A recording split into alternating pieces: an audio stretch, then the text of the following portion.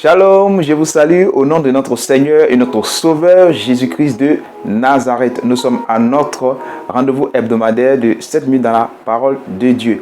J'espère que vous allez bien et que le Seigneur renouvelle chaque jour sa bonté pour vous. Le thème que je voudrais partager avec vous, bien-aimés, c'est votre influence est la lumière que vous portez au-dedans de vous. Amen. D'abord, d'entrée de jeu, je vais vous expliquer qu'il existe 3 catégories de lumière. Premièrement, la lumière naturelle. Deuxièmement, la lumière, Dieu lui-même par son Fils. La troisième lumière, la parole de Dieu. Je vais aller pas à pas pour vous amener à comprendre la différence entre les 3 catégories de lumière. La première lumière, c'est la lumière naturelle.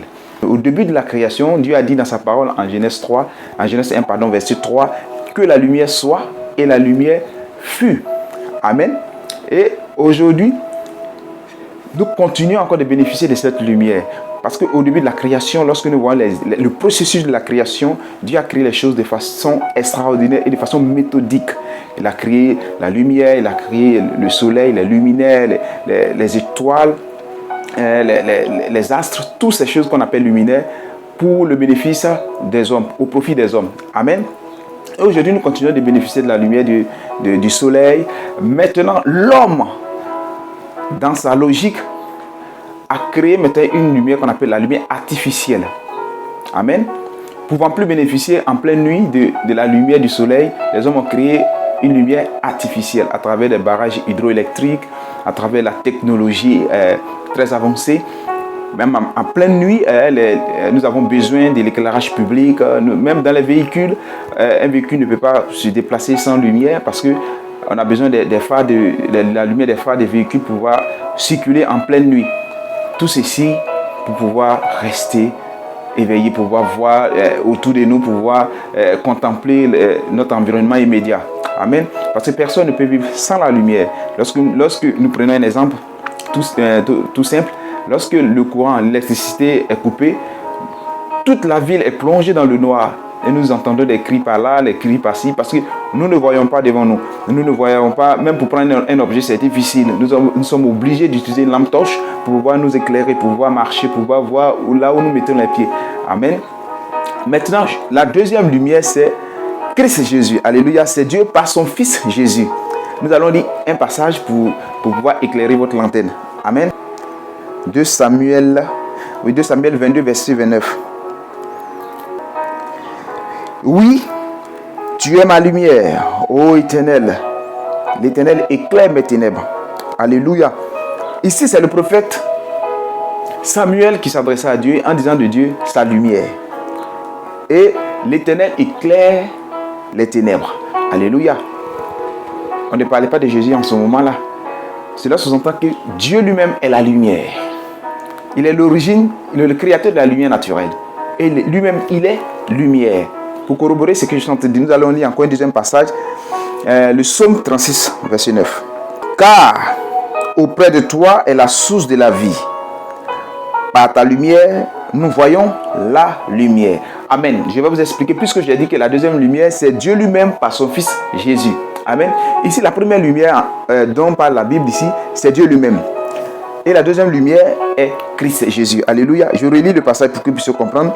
Car auprès de toi est la source de la vie. Par ta lumière, nous voyons la lumière. Par lui qui est la lumière, nous voyons la lumière qui est Christ. Amen. J'espère que nous comprenons. Alléluia. Il y a beaucoup de passages encore comme ça qui mettent en évidence cette nuance de lumière. Amen. Le Père et le Fils. Par la lumière qui est le Père, nous voyons la lumière qui est le Fils. Amen. La troisième catégorie de lumière, c'est la parole de Dieu. Alléluia. Lorsque nous écoutons la parole de Dieu, nous sentons une certaine lumière, un certain éclairage. Alléluia. Un certain éclairage, nous commençons à comprendre la parole de Dieu, nous commençons à comprendre les rouages de la parole de Dieu. C'est un éclairage divin, c'est un éclairage spirituel. Parce que en écoutant la parole de Dieu, nous commençons à comprendre, notre esprit commence à s'ouvrir, notre conscience commence à s'ouvrir. Alléluia. Nous allons lire des passages. Psaume 119, 105. Nous lisons la parole de Dieu. Ta parole est une lampe à mes pieds et une lumière sur mon sentier. Je répète, ta parole est une lampe à mes pieds et une lumière sur mon sentier. Alors, ce qui revient à dire que la parole de Dieu est une lumière et une lampe sur le sentier de tous ceux qui suivent le Christ. Alléluia. La parole de Dieu est une lampe, est une lumière. Amen. Nous lisons encore un deuxième passage de la Bible qui va venir encore mettre en évidence ce que je suis en train de dire. Proverbe 6, verset 23. Car le précepte est une lampe et l'enseignement une lumière et les avertissements de la correction sur le chemin de la vie. Je répète, car le précepte est une lampe et l'enseignement une lumière. De quel enseignement il s'agit-il? L'enseignement de la parole de Dieu. L'enseignement de la parole de Dieu. Lorsque nous sommes enseignés, nous sommes éclairés par la parole de Dieu. Nous sommes éclairés, nos yeux s'ouvrent sur la vérité du Christ, sur la vérité de Dieu. Voici les trois catégories de lumière dont je voulais parler avec vous. Lorsque nous écoutons la parole de Dieu, la lumière s'active en nous à moitié. Lorsque le Christ nous a franchis, alors cette lumière est vivifiée. Alléluia. C'est comme, prenons l'exemple de plusieurs catégories d'ampoules. L'ampoule 60 watts ne donne pas plus d'éclat que l'ampoule 100 watts. L'ampoule 150 watts, 300 watts, 1000 watts. Vous voyez un peu la nuance. Alors, lorsque nous écoutons la parole de Dieu, la lumière s'active en nous, mais à moitié. C'est lorsque nous acceptons Christ, que la lumière alors s'active de façon totale et irréversible. Alléluia. Lorsque nous entendons pour la première fois la parole de Dieu, cela nous semble incroyable. Alléluia. Cela nous a semblé incroyable. Mais Jésus n'entre pas dans notre vie si nous n'acceptons pas sa parole. Jésus n'entre pas dans notre vie si nous n'acceptons pas sa parole. Dès lors que nous acceptons la parole de Dieu, bien aimé, il rentre dans notre vie et transporte sa lumière. Et nous devenons ce que dit Matthieu 5, verset 14. Nous allons lire ce passage pour mieux comprendre ce que je suis en train de dire. Matthieu 5, verset 14. Vous êtes la lumière du monde. Une ville située sur une montagne ne peut être cachée.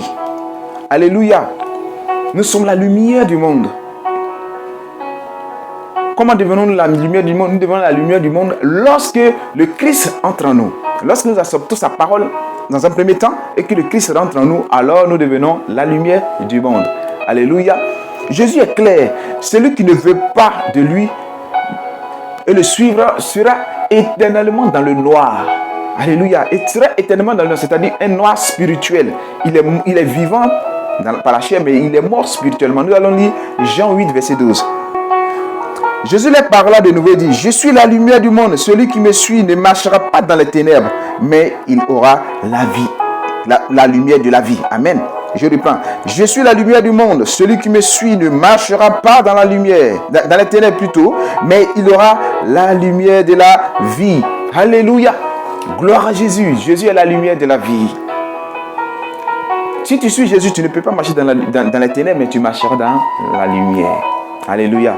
Notre responsabilité et notre mission, c'est d'influencer le monde à travers la lumière que nous avons au-dedans de nous-mêmes. Jésus savait pertinemment que notre responsabilité allait être lourde. Alléluia. Les apôtres le savaient également. C'est pourquoi il nous a donné le Saint-Esprit pour pouvoir influencer le monde à travers la lumière que nous posons au-dedans de nous.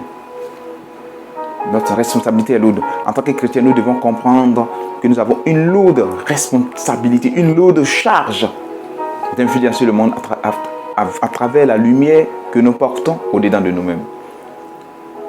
Alléluia. Que Dieu nous bénisse et au prochain numéro.